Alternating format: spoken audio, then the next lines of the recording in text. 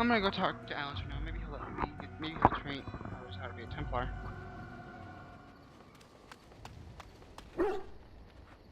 I once heard a really old legend about how the Hound warriors in the days of the old tribes would feed their Mabari the flesh of the vanquished. Well, that's what I heard anyway. It would sometimes be human flesh. Oh, like you can tell the difference. For all you know, maybe you've already been fed something. Someone.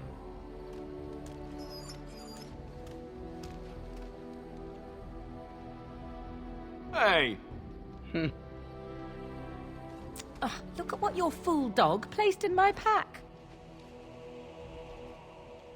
A putrid, half-eaten hare is not something a woman wants to find in her unmentionables. The dirty mongrel can have this back, there, and tell him not to do it again. I just did. I don't want it, you worthless fur bag.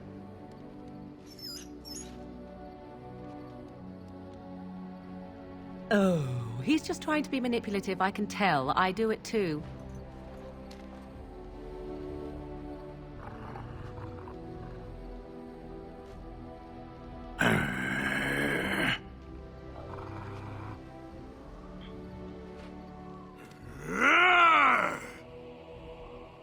I seek to understand the dog. We fight alongside each other, and I must discover the strength of his heart.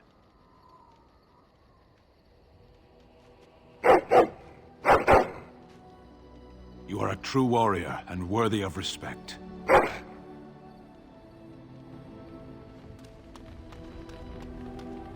What do you need? Ask away. I already said I wouldn't. The answer is still no. Okay, guess I'll have to wait longer.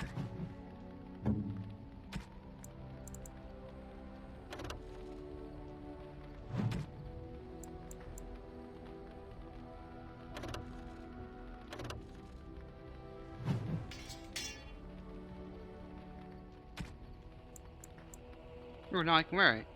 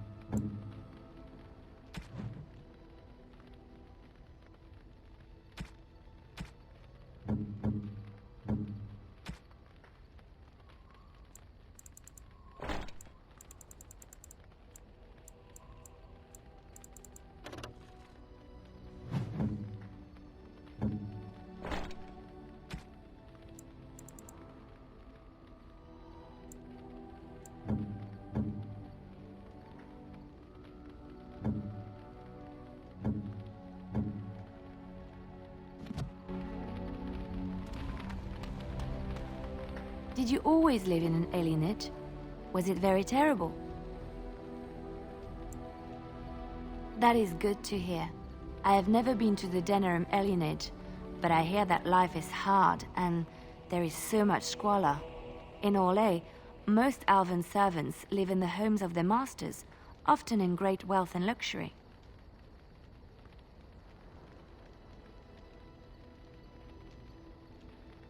I've known elven servants with servants of their own. A well-trained elven servant is highly valued in Orlais. They are nimble and dexterous, and many people find them pleasing to look at. No, I did not mean it that way. Oh, my words were clumsily chosen. I did not mean to offend. I am sorry. Thank you. You have given me a lot to think about. Something I can help with? Yes? What's on your mind? My mother was from Denerim, and I consider myself a Ferelden. Mother served an Orlesian noblewoman who lived here when Orlais ruled. When Orlais was defeated and the common folk began to resent the presence of any Orlesian, the lady returned to Orlais. She took my mother with her.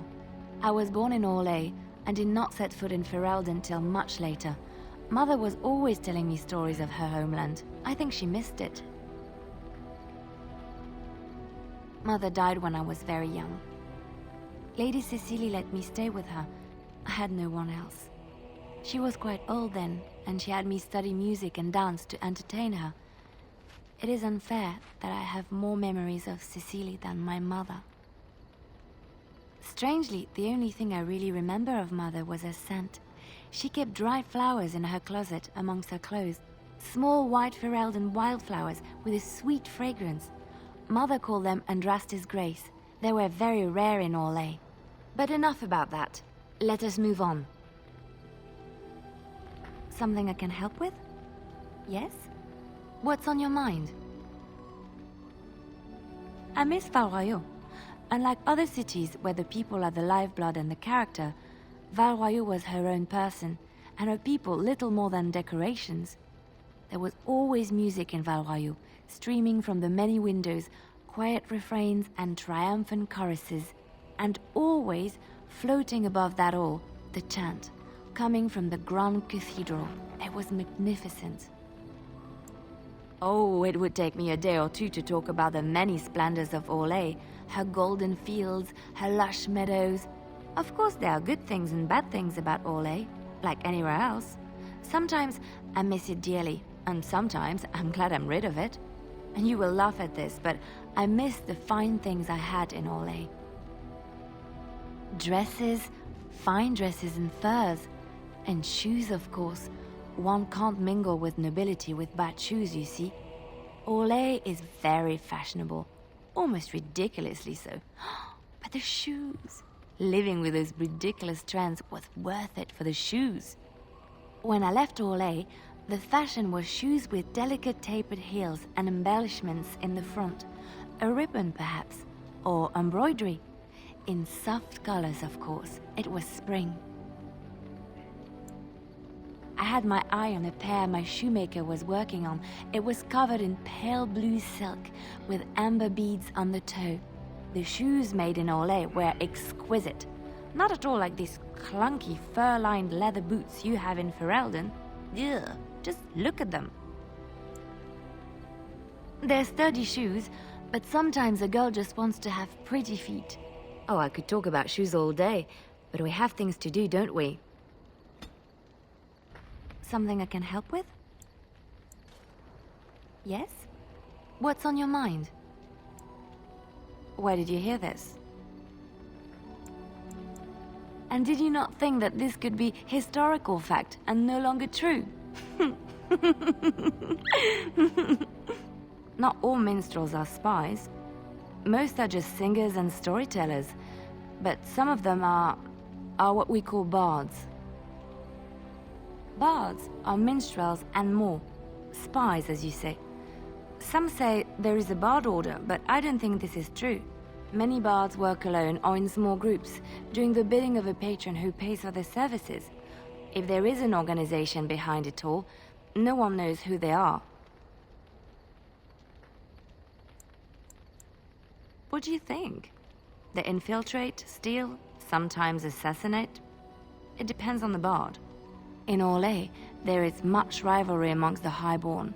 They fight over land, influence, and the favor of the Empress. But they cannot do this openly because it is impolite, and in public, they wear smiling faces and pretend to be civil. In secret, they plot and scheme to destroy each other. It is a game completely meaningless to anyone but its players.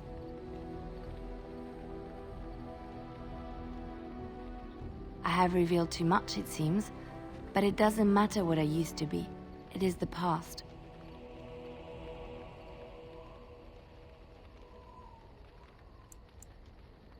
My skills served me well, but the day finally came when I decided to just put them aside. I found myself in Ferelden and sheltered from bad weather in the Chantry. And when the storm passed, I just did not want to leave. I like to say the Maker brought me here.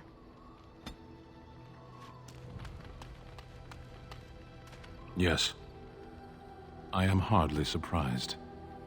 Very well. As you wish. Yes.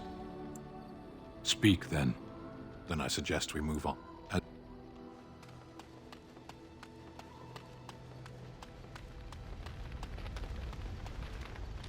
Yes? So? Yes? We're in camp, so 'tis a... Ah, such a romantic, I see.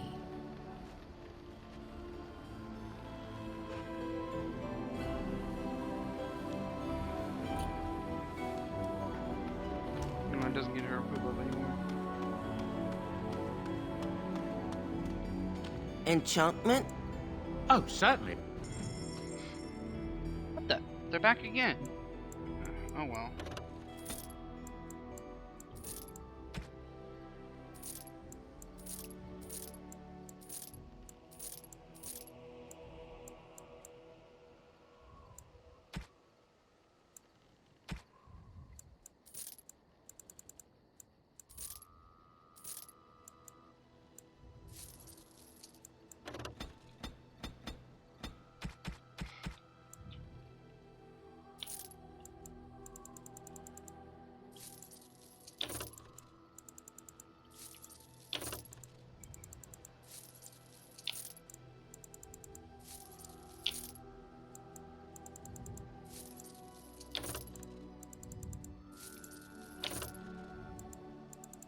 This is hard sometimes.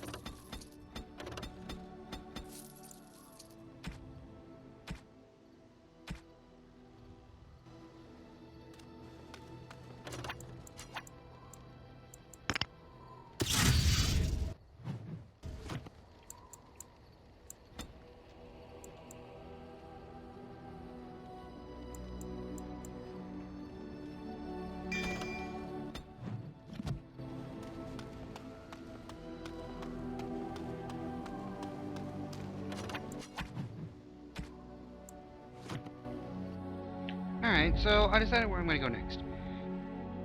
I'm gonna go to Redcliffe. Yes.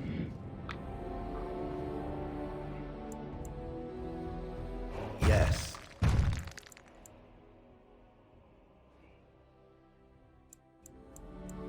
Pigeon crap. Indeed.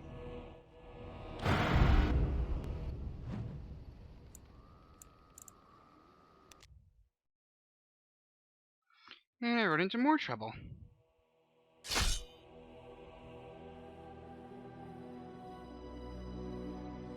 Watch out. There's a dog spawn over there.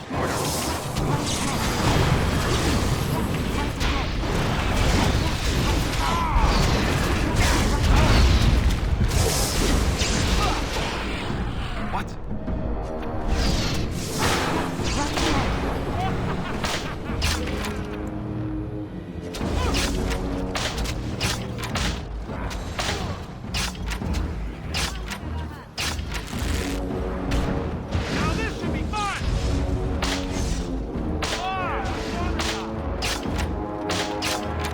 Right ahead.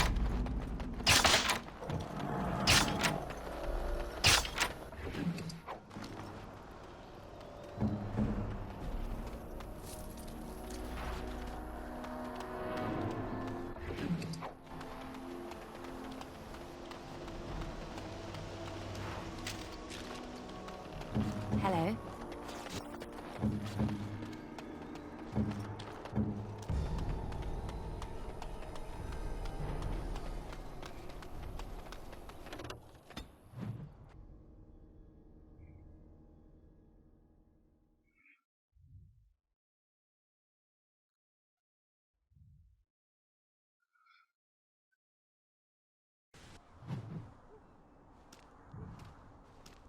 Look, can we talk for a moment?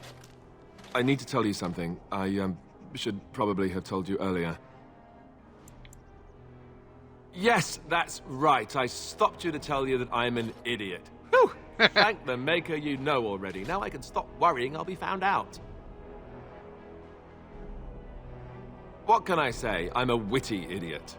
But I'm trying to be serious here. Just listen.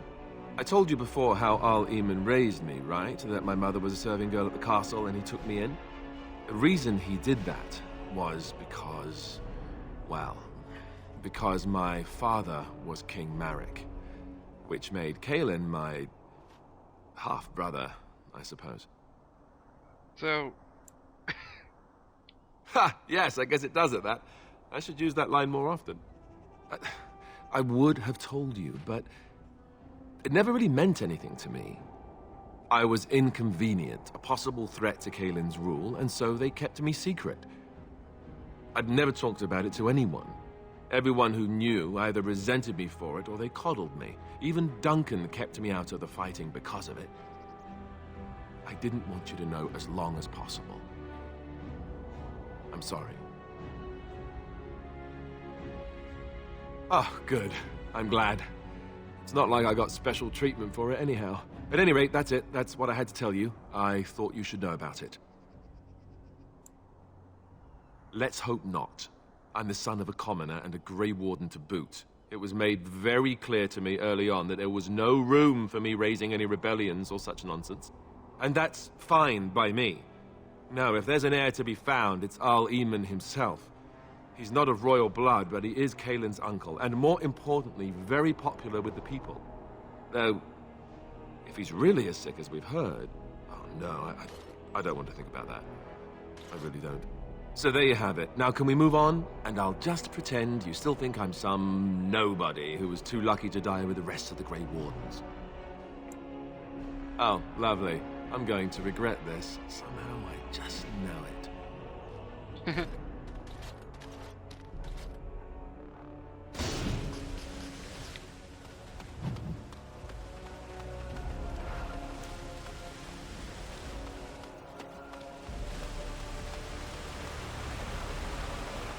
I thought I saw travelers coming down the road, though I scarcely believed it. Have you come to help us? The Arl?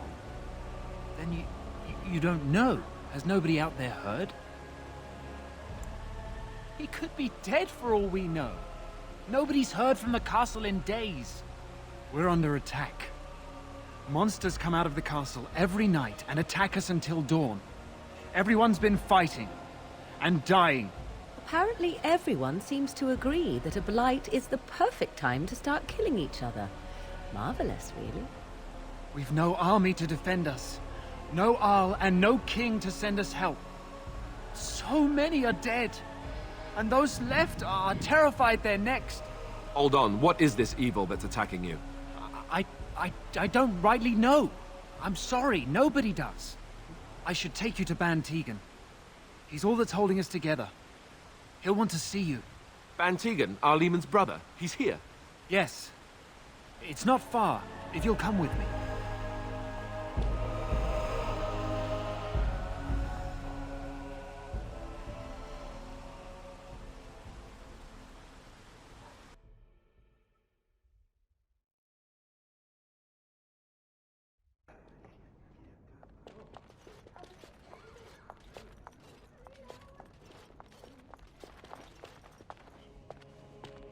Okay, well, since I really have no more anything to talk about, I think I'm going to take out the commentary from now on.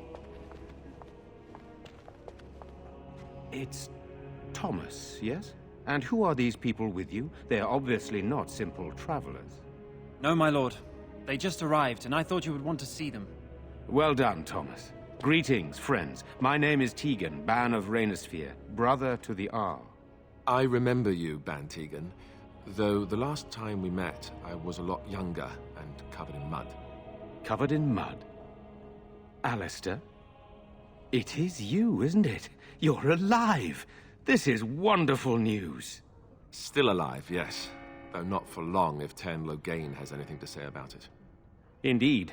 Loghain would have us believe all Grey Wardens died along with my nephew, amongst other things.